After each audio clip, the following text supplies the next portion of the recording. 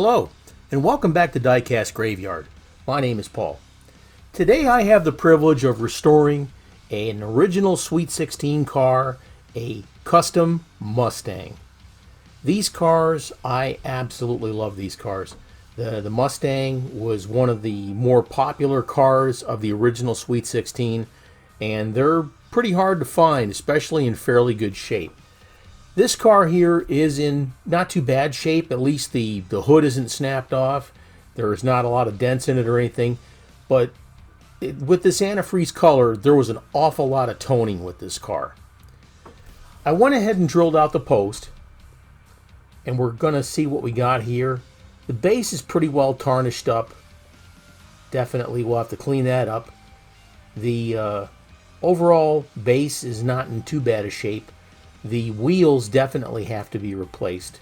We got the medium wheels on the back and the small wheels in the front, but we'll definitely have to take care of those. Like I was saying before, there's a lot of paint missing off this car, and I got a feeling that somebody tried to repaint it at one time. I don't know how they did it, but it was falling off pretty hard. This antifreeze paint, if there's any toning whatsoever underneath that car, these really light colors, it will show through those light colors. So I'm going to do the best I can to restore it. Windshield's in fairly good shape, at least it's not broken. And we'll be able to polish that out. We'll shine it up and put it in the gauzy. The interior's in pretty good shape. We just got to clean it up with a toothbrush and some soapy water. Let's get it in the paint stripper now. Here we've got it in the paint stripper. And we're going to coat the inside and the outside. We got to get rid of this old antifreeze paint. It's just trash, and we've got to make sure that this thing looks good. We'll let that sit for a while, and then we'll get back to it. Alright, I've let it sit for approximately 2 hours. So we're going to take the brush and try and remove all the paint. Look how it kind of turns into a gel. These lighter colors, there must be their chemical makeup or something, but they tend to turn into a gel when you go to clean them and take that old paint off. But that's a good thing. Now on the flip side of this, man, like I said, I see an awful lot of toning. We're going to have to sand the hell out of this and clean it up to get it to look nice. I hope it doesn't affect the paint job later on.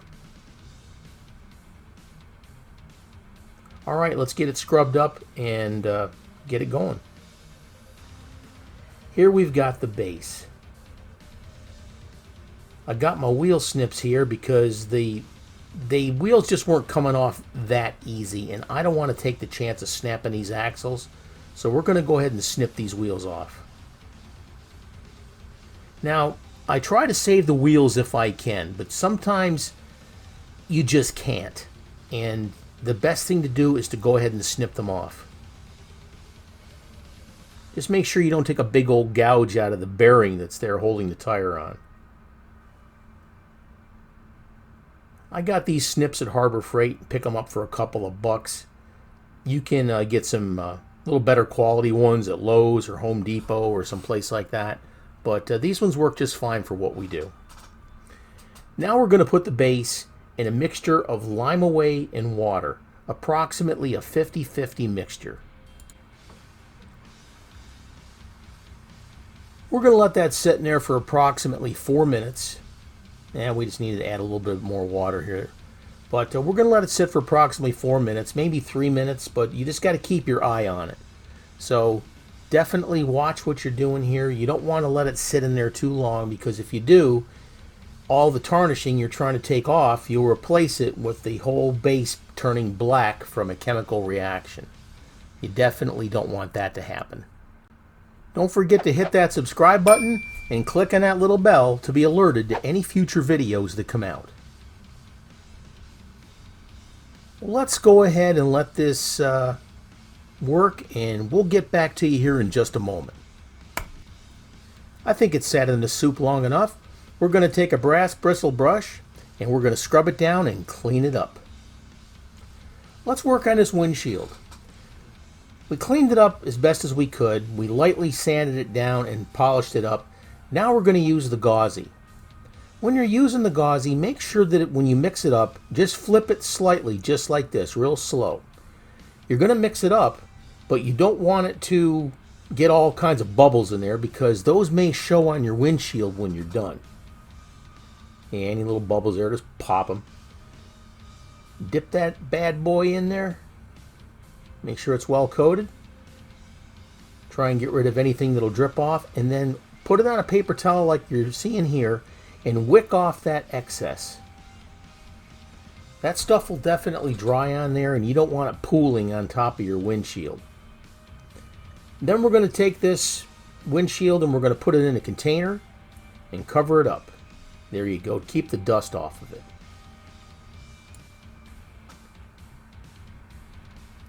Here we're going to put 4 new sneakers on there.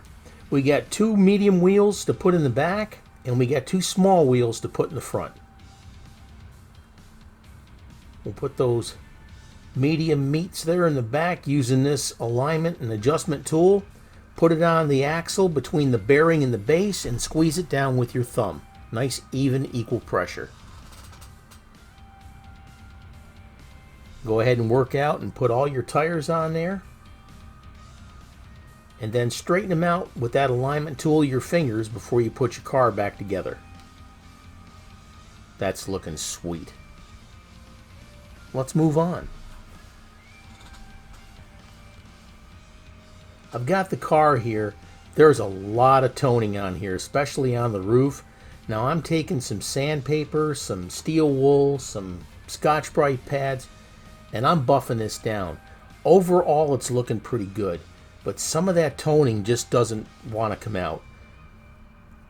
We'll see how it looks with the paint, but I'm just not feeling the good vibe here for sure. Polish it up with the Dremel and the polishing cream after we're done sanding it down and using the steel wool and the Scotch-Brite pad. The only way to get a lot of that toning out of there once you're done doing your sanding and everything is to put it in the zinc plating bath. And I'm just not willing to do that right now. Well, we did the best we could. We're going to use this paint from Bright Vision, the Nitroflame paint. We're going to color it back to the original antifreeze color. Now with the Bright Vision paint, it's a one-on-one mixture with paint reducer. This paint does not come reduced, so you're going to have to do it yourself. The product is a good product. You just have to take your time and read the manufacturer's specifications exactly. Go ahead and put some light tack coats on. Now with these lighter color paints, you've got to be very careful because easily you can put down too much paint and your paint will run. Man, that paint is nice and bright though. We let it set for a bit. Now we're going to put some more coats on, a little bit thicker. Again, just be careful you don't put on too much because you definitely don't want to develop runs in your paint.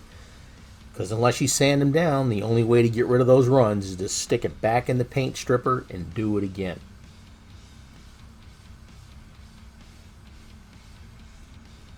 Just keep moving the car as you're painting and don't put it on too thick.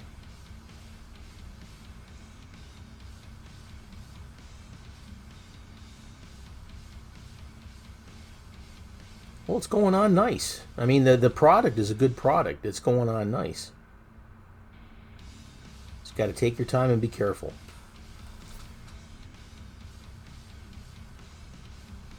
All right. Let's move on. After using the antifreeze paint, I was not happy with the results. It was nothing to do with the paint.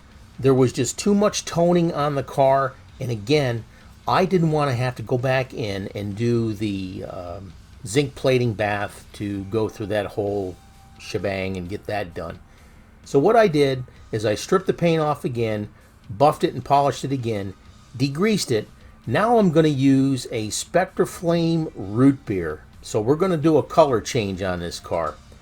I haven't really done any cars in the root beer, and I've been looking forward to doing this. And down the road, I'm going to do more cars with the antifreeze, but I just wasn't happy with the way it was turning out. And like I said, it was not the problem with the paint. It was the toning on the car. Usually, if you've got really super deep toning on the car, the only way to get rid of it once you polish it, like I said, is to either zinc plate it or to cover it up with a little bit of a darker color. And that's what we're doing here. Man, this brown root beer paint job, look at how that turned out.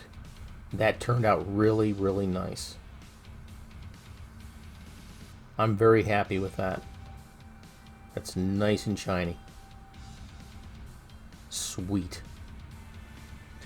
Okay, we've got all the parts here. We got the base all polished up and cleaned. We got brand new sneakers on there. Those are looking great. Wheels from the Redline shop. We've got a nice shiny windshield that we dipped in the gauzy. The interior is looking good. We cleaned that up with soap and water and a toothbrush. And this root beer brown paint turned out phenomenal. I'm very happy with the way that turned out.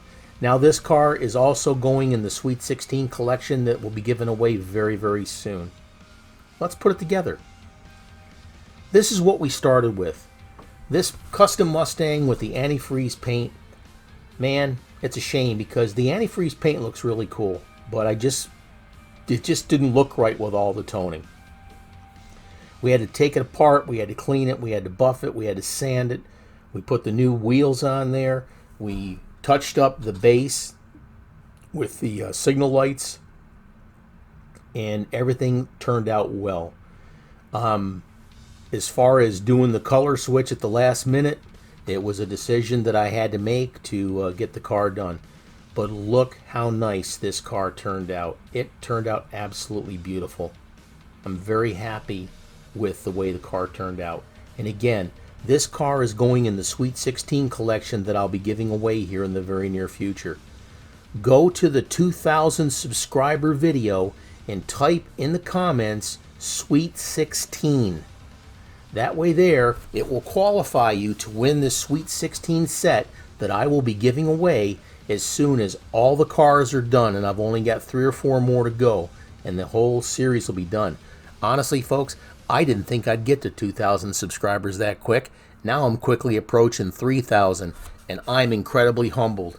Thank you, folks. Thanks all the subscribers that are watching my videos. Thank you. And especially during these tough times with the lockdown, with the coronavirus, I'm going to knock these out as fast as I can to keep you folks happy with something to do. I want to thank all my Patreon members.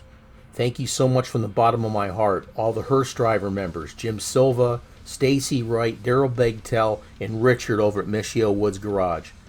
Gravedigger level, Aaron Murphy, Ed Ostrander, thank you, gentlemen. New members, Andrew Hitchens, Bob Denise, and Les Jenkins. Thank you guys so much for your generosity. Mortician level members, Jake Rademacher and Sam Pascal. And brand new tier level, Grim Reaper, William K7 Robinson. Thank you folks so much for your donations and your time.